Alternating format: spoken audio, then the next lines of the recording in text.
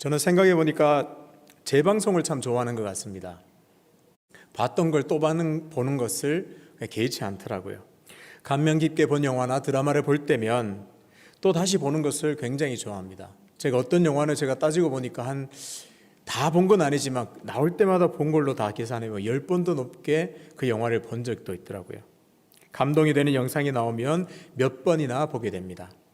SNS도 마찬가지입니다. 그 중에서 하나를 소개해 드릴까 합니다. 영상에는 어떤 할아버지가 등장합니다. 아마 할아버지의 생일인 것 같습니다. 자녀들이 깜짝 이벤트로 선물을 준비한 것 같아요.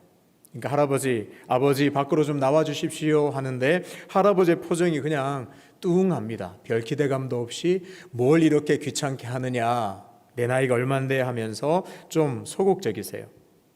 할아버지는 가족들이 건넨 상자를 시큰둥하게 받습니다. 아빠, 이거 선물입니다. 여보, 우리가 준비한 선물입니다. 받아보세요. 상자를 받아봅니다. 별 기대감 없이 열어봅니다. 그랬더니 그 안에는 선글라스처럼 보이는 안경이 하나 들어가 있습니다. 그때까지만 해도 할아버지는 별 기대감이 없었죠. 써봤습니다. 그랬더니 그 안경을 쓰고 난 다음에 할아버지의 행동이 잠시 멈추는 듯합니다. 그러면서 시간이 지나자 오열하기 시작합니다. 눈물을 흘리면서 어찌할지 몰라서 그 감정을 주체하지 못해서 이리 떨고 저리 떨리는 목소리로 말하기 시작합니다. 도대체 이게 어떻게 된 일이냐?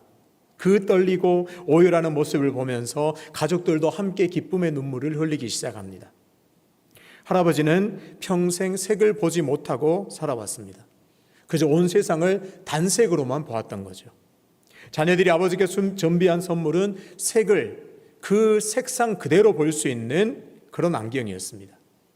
저는 이 영상을 볼 때마다 태어나서 처음으로 사물을 컬러로 보며 할아버지의 그 오열하는 장면에 큰 감동을 받습니다.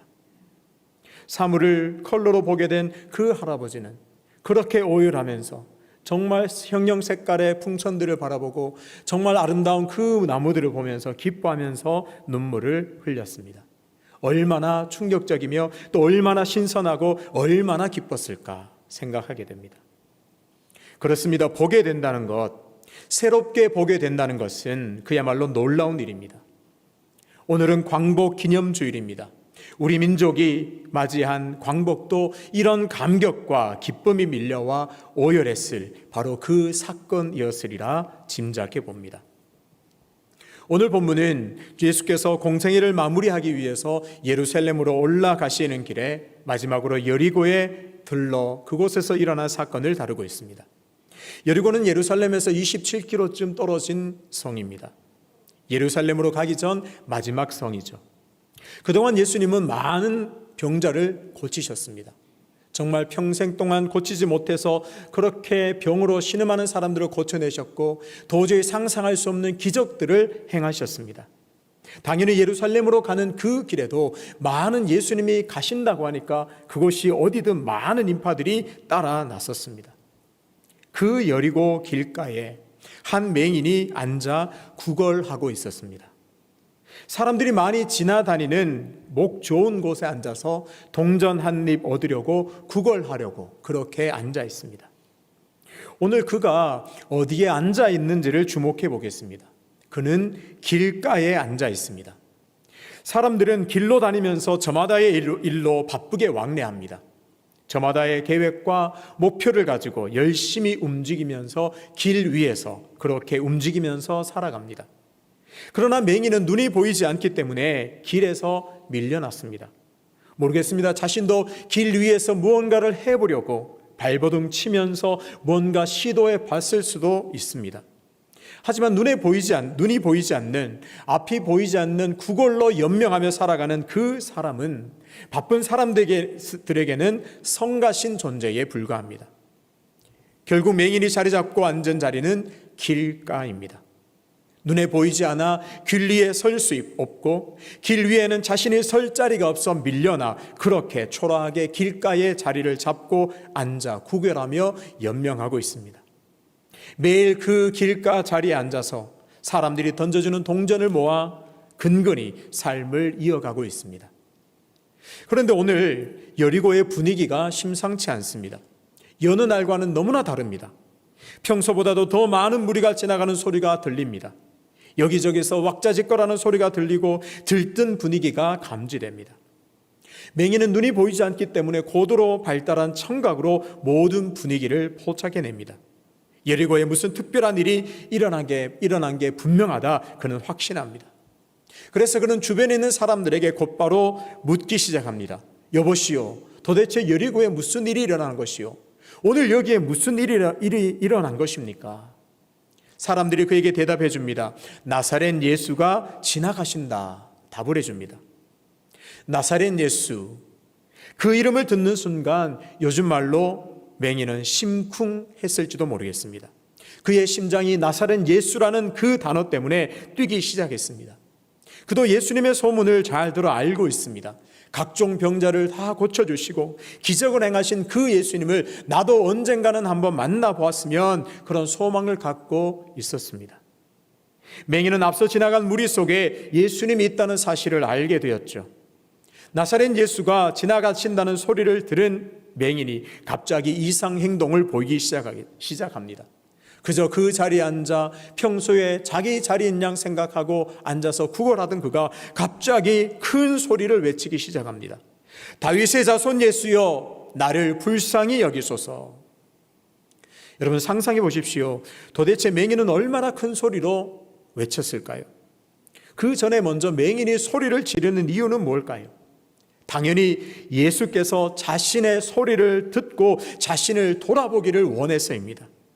그런데 문제가 있습니다. 사람이 너무나 많습니다.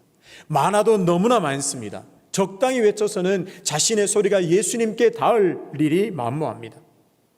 우리가 규모가 큰 식당에 가보면 사람들의 소리 때문에 바로 옆 사람, 앞에 앉아있는 사람들의 대화 소리도 잘 들리지 않을 경우가 참 많습니다. 평소에도 다니는 사람이 많았을 텐데 예수님을 따르는 수많은 인파가 더해졌으니 여리고는 정말 그야말로 인산인해를 이루었을 겁니다. 그 인파들의 요란한 소리를 뚫기 위해서는 맹인은 정말 그렇게 소리를 외쳐야만 했습니다. 간절한 심정을 담아 외쳤습니다. 말 그대로 그는 온 힘을 다해 부르짖었습니다. 여기 재밌는 부분이 있습니다.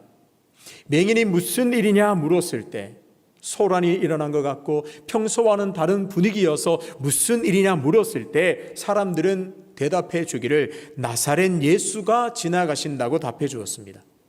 그런데 맹인의 고백을 잘 보십시오. 그는 이렇게 외칩니다. 다윗의 자손 예수여, 나를 불쌍히 여기소서. 다윗의 자손, 예수님을 다윗의 자손이라고 고백합니다. 보통 나사렛 예수는 선지자가 나올 수 없는 곳이라고 여기면서 예수님을 낮춰 부를 때 사용하는 호칭입니다. 예수님을 비아냥 거릴 때 사용했던 단어입니다. 그런데 이 맹인에게는 예수님은 다윗의 자손입니다. 다윗의 자손은 바로 예수가 메시아라는, 우리가 그토록 고대하던 메시아라는 확신 있는 고백입니다. 사람들은 예수님을 나사렛 출신의 범상치 않는 인물 정도로만 취급했는지는 모르겠지만 맹인은 예수님이 메시아임을 확신했습니다. 그 메시아를 만날 수만 있다면, 그 메시아 앞에 설 수만 있다면 자신의 이 비참한 현실도 바꿀 수 있으리라 믿고 기대했습니다. 그렇기에 예수가 지나간다는 소리를 듣고 그는 그렇게 부르짖을 수밖에 없었습니다. 그런데 문제가 생겼습니다. 앞서가던 사람들이 그 맹인을 저지하고 나섰습니다. 이유는 간단합니다. 시끄럽다는 거죠. 어디서 소란을 피우나는 거죠.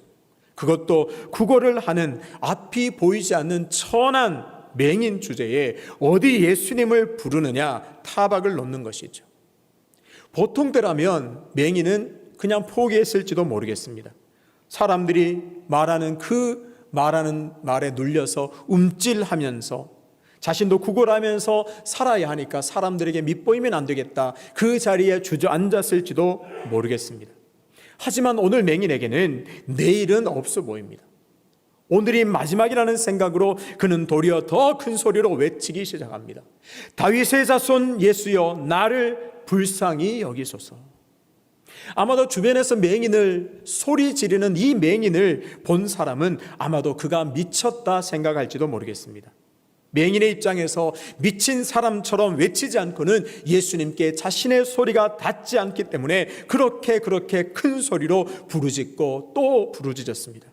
제발 자신을 불쌍히 여겨주시고 제발 나를 좀 돌아봐 주셔서 예수님 만나고 싶습니다. 그 염원을 담아서 그는 그렇게 소리를 지르고 또 질렀습니다.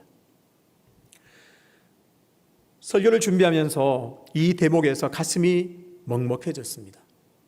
맹인은 살고 싶어서, 불쌍히 여김 받고 싶어서 살려달라고 부르짖었습니다. 사람들이 입을 틀어막아도 더 큰 소리로 불쌍히 여겨달라고 외치고 또 미친 사람처럼 외쳐댔습니다. 그 처절한 맹인의 모습 속에서 우리 민족의 아픔이 떠올랐습니다.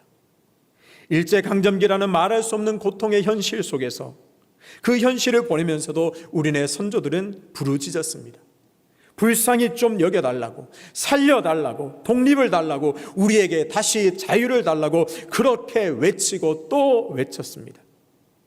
일본군들의 살기 넘치는 총갈 앞에서도 살고 싶노라, 자유를 누리고 싶노라, 자유를 달라고 그렇게 목 놓아 외쳤습니다. 그러다가 목숨을 잃기도 했습니다. 그렇습니다. 출애굽기 2장 23절에도 애굽에서 종살이하던 이스라엘 백성들은 고된 노동으로 하나님께 탄식하며 부르짖었습니다. 하나님 못 살겠습니다. 좀 살려주십시오. 이스라엘 백성들도 부르짖었습니다. 우리 민족도 일제의 탄압과 그 억압과 탄압의 고통을 호소하면서 부르짖었습니다. 이스라엘 백성도 우리 민족도 여리고의 맹인도 그렇게 불쌍히 여겨달라고 부르짖었습니다. 맹인의 이 부르짖음이 그 소리가 얼마나 컸던지 크기는 컸던 모양입니다. 앞서 지나가시던 예수께서 맹인의 그 울부짖는 소리를 들으셨습니다. 예수님은 그 자리에 멈춰 섰습니다. 예수님은 그를 데려오라고 하십니다. 드디어 맹인의 간절한 소원이 이루어졌습니다. 소문으로만 듣던 바로 그 예수님을 바로 눈앞에서, 바로 앞에서 만나게 되었습니다. 사랑하는 성도 여러분, 오늘 이 사실을 우리는 꼭 붙들어야 합니다. 우리가 고통의 현실 속에서, 정말 어둠 같은 현실 속에서 주 예수를 향하여 부르짖을 때 하나님은 그 걸음을 멈춰서서 여러분 앞에 서시는 줄로 믿습니다. 우리의 간절한 부르짖음을 들으시고 무슨 일이냐, 데려오라, 내가 내 앞에 있다 말해보라 말씀해 주시는 줄 믿습니다. 그러니 오늘 우리도 맹인처럼 믿음을 가지고 그 현실 앞에서 무너지지 마시고 어려움 속에서 갇히지 마시고 주 예수여, 다윗의 자손이여 나를 불쌍히 여기소서 부지런히 부르짖을 때 주님께서 걸음을 멈춰서서 우리를 돌아보시는 은혜를 마음껏 누리시기를 주님의 이름으로 축복합니다. 같은 내용을 다루고 있는 마가복음에는 겉옷을 버려두고 라고 기록되어 있습니다. 겉옷을 버려두고 예수께 나아갔습니다. 그가 얼마나 기쁜지를 알 수 있는 대목입니다. 그는 모든 것을 버려두고 달려갈 만큼 그에게 큰 기쁨이 임했습니다. 이제 맹인은 소문으로만 듣던 다윗의 자손 메시아 앞에 서게 되었습니다. 예수께서 그에게 물으십니다. 내게 무엇을 하여 주기를 원하느냐? 저는 이 대목을 들을 때마다, 읽을 때마다 부자연스럽다는 생각이 듭니다. 맹인이 불쌍히 여겨달라고 소리 지를 때는 눈을 떠서 좀 보게 되는 것이 소원인 것은 그냥 당연한 상식처럼 알게 될 텐데, 예수님은 그런 맹인 앞에 도무지 너희가 원하는 것이 도무지 알지 못하겠다는 심정으로 묻는 것 같습니다. 내가 너에게 무엇을 하여 주기를 원하느냐? 맹인은 조금도 주저하지 않고 대답합니다. 주여, 보기를 원합니다. 맹인은 그 어떤 말보다 이 말을 하고 싶었을지도 모르겠습니다. 주님, 내가 좀 보았으면 좋겠습니다. 주님, 보기를 원합니다. 눈이 보이지 않기에 어떤 것도 그는 할 수 없었습니다. 그런 처지로 살아왔습니다. 할 수 있는 것이라고는 그 길가에 앉아서 구걸하면서 하루하루를 버티는 일뿐이었습니다. 자신 앞에 나타난 메시아 예수를 향해 그는 그토록 간절한 소원을 말하고 있습니다. 주여, 보기를 원합니다.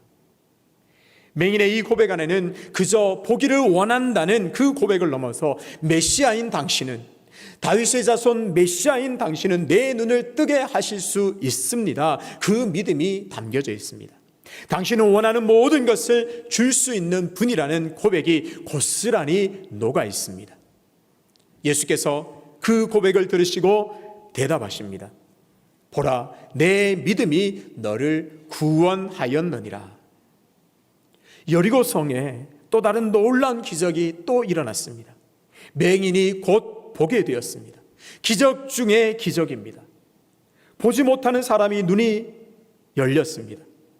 평생 세상을 단색으로만 보던 그 할아버지가 온 세상을 정말 형형색깔의 컬러로 보게 되어 오열했듯이 이 맹인도 보게 되는 그 순간 오열했을지도 모르겠습니다. 어쩌면 불쌍히 여겨달라 외쳤던 소리보다 더 큰 소리로 울부짖으면서 그렇게 환호성을 질렀을지도 모르겠습니다. 이제는 맹인이라 부를 수 없는 그는 하나님께 영광을 올려드렸습니다. 하나님께 감사와 찬양을 올려드리며 영광을 노래했습니다. 그 어떤 말로도 표현할 수 없는 감사를 드리고 또 드렸습니다. 그 다음 대목이 참 중요합니다. 이렇게 눈을 떠서 기뻐하면서 오열하면서 하나님께 영광을 돌리고 난 다음에 그는 그 자리에서 예수님을 따랐습니다. 본문을 함께 다루고 있는 마태복음에는 맹인이 한 명이 아니라 두 명이라고 기록하고 있습니다. 두 명이 부르짖었고 예수님께서 그 둘을 부르셨고 보게 하셨고 또 그 둘은 예수님을 따랐습니다. 마가복음 본문에는 이 맹인의 이름이 구체적으로 나옵니다. 바디메오입니다. 사실 바디메오는 엄밀하게 말하면 이름이라고 할 수 없습니다. 뜻이 디메오의 아들입니다. 자신의 이름은 없고 그저 아버지의 이름만 있습니다. 중요한 것은 적어도 그에게 가족이 있었다고 볼 수 있습니다. 마가복음은 좀 더 구체적으로 표현하고 있습니다. 마가복음 10장 52절입니다. 예수께서 이르시되 가라, 내 믿음이 너를 구원하였느니라 하시니 그가 곧 보게 되어 예수를 길에서 따르니라. 세 본문의 공통점은 보게 된 그가 예수 그리스도를 따랐다는 것입니다. 생각해 보았습니다. 과연 이 상황에서 나 같으면 어떻게 했을까? 여러분이 만약 맹인이었고 예수님께서 눈을 떠서 보게 하셨다면 여러분은 어떻게 하셨을 것 같습니까? 맹인들은 힘든 세월을 보내다가 드디어 눈이 열려 보게 되었습니다. 저 같으면 가장 먼저 사랑하는 가족에게 달려가서 이 기쁜 소식을 알리고 함께 기쁨을 나눌 것만 같습니다. 그리고 정말 친한 사람들과 만나서 친구들아, 내가 드디어 눈을 떠서 보게 되었다. 나는 너를 이런 얼굴로 상상했는데 이런 얼굴이네. 그러면서 즐거워하면서 그런 기쁨을 나누었을 것 같습니다. 눈이 보여 앞이 보지 못한 그를 평소에 도와주는 사람들도 있었을 텐데 그를 일일이 찾아가서 고맙습니다. 내가 예수의 은혜로 눈을 뜨게 되었습니다. 기쁨을 알리고 그렇게 잔치도 하고 파티도 할 것만 같습니다. 그런데 그는 곧장 예수를 따랐습니다. 마가복음의 표현대로라면 길에서 예수를 따랐습니다. 다른 데 가지 않았습니다. 다른 길로 가지 않았습니다. 예수님이 가시는 그 길에서, 예수님이 걸어가시는 그 길을 그는 그대로 따랐습니다. 잠겨있던 눈이 열리고 보게 되었습니다. 구원을 받았습니다. 그는 그 자리에서 제자가 되었습니다. 그가 처음 앉았던 자리를 여러분 기억하십니까? 그는 길가에 앉아서 구걸했습니다. 길은 그의 것이 아니었습니다. 길에서 밀려나 길가에서 살아야만 했습니다. 그러던 그가 예수님을 만나 길 위에서 이제 보게 되었습니다. 그리고 이제 당당하게 길에서 살아가게 되었습니다. 길에서 예수님을 따르는 사람으로 살게 되었습니다. 오늘은 광복 기념주일입니다. 일제강점기라는 치욕과 고통의 시간을 끝내고 진정한 자유를 되찾은 너무나 기쁜 날을 기념하는 날입니다.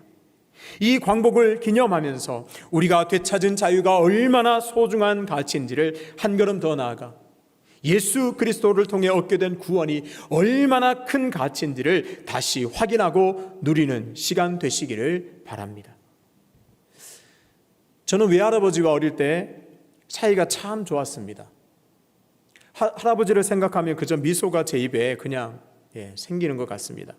때로는 친구처럼 마음을 주고받으며 그렇게 잘 지냈던 것 같습니다. 외할아버지는 학교 교육을 제대로 받지 못했습니다. 제 기억으로 아마 초등학교도 제대로 나오지 못한 것으로 기억합니다. 그런데 그 할아버지께서, 배움도 짧으신 할아버지께서 어린 저를 앉혀놓고 그런 말씀을 많이 하셨어요. 이놈아, 너 이거 일본어로 뭔지 아니? 일본어로 이런 거야. 저 있는 거 저거 일본어로 뭔지 알아? 이런 거야. 이런 인사는 일본어로 어떻게 하는 줄 알아? 유창하게 일본어를 막 늘어놓습니다. 어린 나이에 그 할아버지를 보는데 참 신기했습니다.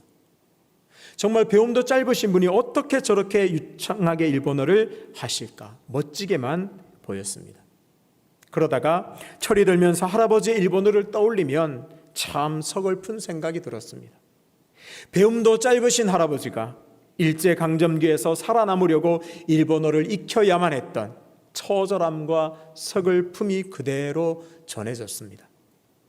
우리는 그런 이야기를 또 많이 합니다. 많이 들었습니다. 위안부로 끌려가지 않기 위해서 아주 어린 나이에 결혼을 해야만 했던 수많은 할머니들의 그 슬픈 이야기들을 우리는 들을 때 가슴이 저려움을 느낍니다. 사람은 살아가면서 기념일을 지키며 살아갑니다. 생일기념일, 또 결혼기념일, 창립기념일을 기억합니다. 어쩌면 기념일을 지키는 것은 자연스러운 것 같습니다. 그만큼 그날이 중요한 것이고 그날이 의미가 있기 때문에 우리는 잘 챙기고 기억하고 싶습니다. 그런데 기념일을 지키면서 단순히 행사나 이벤트만 하고 끝낸다면 의미가 없습니다. 예를 들어 결혼기념일을 지키는데 아내와 남편과 함께 정말 근사한 식당을 예약하고 식사만 하고 그저 그 마음에는 서로 사랑하는 감정이나 그 의미를 두지 않고 그냥 건조하게 식사만 한다면 아무 뜻이, 아무 의미가 없을 것 같습니다. 광복은 단어를 그대로 해석하면 다시 빛을 보게 되었다는 말입니다. 광복을 통해 자유를 누리게 된 우리 민족이 그저 광복을 기억하는 것으로만, 즐거워하는 것으로만 그쳐서는 안 됩니다. 우리 민족이 경험한 억압과 고통을 기억하고 다시 우리에게 주어진 그 자유의 가치를 늘 감사하면서 그 자유의 가치를 지켜내는데 힘써야 할 줄로 믿습니다. 하나님께서 우리 민족에 역사하셔서 그 흑암의 고통을 지나서 자유를 주셨음을 기억하고 하나님께 찬양하며 하나님께 영광을 돌리며 하나님의 은혜에 늘 감사하며 살아야 할 줄로 믿습니다. 우리의 자유는 여전히 그런데 반쪽짜리 자유입니다.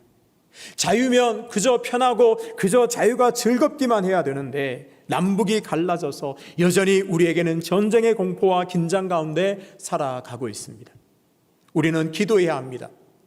광복을 누리고 있고 자유를 누리고 있는 우리가 이제 하나님 반쪽짜리 자유가 아니라 진정한 자유를 또 우리에게 허락하여 주시옵소서. 그래서 속히 남과 북이 평화 통일을 이루어서 이 한반도 땅에 진정한 평화가 임하도록 역사하여 주시옵소서 기도해야 할 줄로 믿습니다. 아울러 맹인이 보게 된 것처럼 예수를 믿은 우리 모두는 영적인 광복을 경험한 사람들입니다. 보게 되었다고 기뻐하는 것에서만 머물러 있을 수는 없습니다. 맹인이 길에서 예수를 따랐던 것처럼 광복을 경험한 우리는 예수를 따라야 하는 줄로 믿습니다. 맹인은 예수를 따랐습니다. 보이는 예수님을 따라가기만 하면 되었습니다. 내가 보게 된 것도 감사한데 이분이야말로 참 빛이구나. 그 맹인은 빛이신 예수님을 따라 그렇게 걸어갔습니다. 그렇다면 오늘 우리에게 예수를 따라간다는 것은 어떤 의미일까요? 우리에게는 예수께서 걸어가신 길이 남겨져 있습니다. 그 길을 우리도 따라가야 합니다. 예수께서 우리를 어둠에서 불러내어서 빛을 주시고 빛 가운데 살게 하셨으니 우리도 예수를 따라가야 합니다. 예수님은 살리는 삶을 사셨습니다. 보게 하는 삶을 사셨습니다. 예수님처럼 우리도 사람들을 보게 하는 삶을 살아야 합니다. 살리는 삶을 살아야 합니다. 광복을 통해 우리는 자유를 누리며 살게 되었습니다. 엄청난 경제 발전을 통해서 풍요로운 삶을 살고 있습니다. 하지만 여전히 영적으로 보지 못하는, 여전히 어둠 가운데 있는 사람들이 우리 주변에는 참 많습니다. 이제는 우리가 그들을 진정한 광복의 길로 인도해야 합니다. 그럴 책임이, 숙제가, 과제가 우리에게 주어졌습니다. 진정한 자유를 그들도 누릴 수 있도록 우리 안에 있는 복음을 전하고 예수를 소개해야 합니다. 그리고 예수께서 원하시는 삶을 살아야 합니다. 예수님께서는 우리에게 새 계명을 주셨습니다. 내가 너희를 사랑한 것 같이 너희도 서로 사랑하라. 그리하면 이로써 모든 사람이 너희가 내 제자인 줄 알리라. 아멘. 그렇습니다. 하나님은 사랑이십니다. 우리는 세상의 빛이 되고 있는지 오늘 우리는 돌아보아야 합니다. 믿지 않는 사람들이 우리를 보면서 예수를 떠올리는지 생각해 보아야 합니다. 예수님은 우리가 서로 사랑하는 삶을 살기를 원하십니다. 우리가 서로 사랑하는 모습을 보고, 상식을 뛰어넘어서 사랑하는 모습을 보고, 그래서 그 사랑하는 모습을 통해서 사람들이 예수의 제자임을 알기를 원하고 계십니다. 보게 되어서 길에서 따랐던 맹인의 삶을 보면서 우리는 오늘 새롭게 결단해야 합니다. 보게 되었다고 해서, 자유를 누린다고 해서 기쁨에만 취해 있던 자리에서 이제 길을 나서야 합니다. 예수님의 길을 따라 걸어가야 하는 줄로 믿습니다. 예수 복음, 예수 생명을 전하는 자로 이 나라와 민족의 진정한 자유가 임하기를 끊임없이 기도하는 길로 나서 서로 사랑하는 구체적인 삶으로 하나님께 영광 올려드리는 삶이 되시기를 주님의 이름으로 축복합니다. 아버지 하나님, 우리에게 다시 자유를 허락해 주셔서 참 감사합니다. 그래서 우리는 어느 순간 이것이 당연한 것처럼 감사함도 잊은 채 그렇게 살아가는 것 같습니다. 오늘 맹인이 보게 된 이 기쁨과 은혜를 우리가 다시 기억하면서 자유를 얻은 자답게 살아가게 하여 주시옵소서. 맹인처럼 예수의 길을 따라 나섰던 것처럼 우리도 길 위에 서서 예수의 삶을 따르기로 작정하오니 은혜에 은혜를 더하여 주셔서 주님 원하시는 삶을 삶으로 걸어 살아낼 때에 우리를 통하여 많은 사람들이 예수를 보게 되는 은혜의 은혜를 더하여 주시옵소서. 감사드리며 예수님의 이름으로 기도하옵나이다. 아멘. 이제는 우리 주 예수 그리스도의 은혜와 하나님의 사랑과 성령의 교통하심이, 다시 빛을 보게 된 기쁨을 안고 예수의 길을 따르기로 결단하는 수의제일교회 모든 성도들 머리 위에, 그 삶의 터전 위에 지금부터 영원까지 함께 하시기를 간절히 축원하옵나이다. 아멘.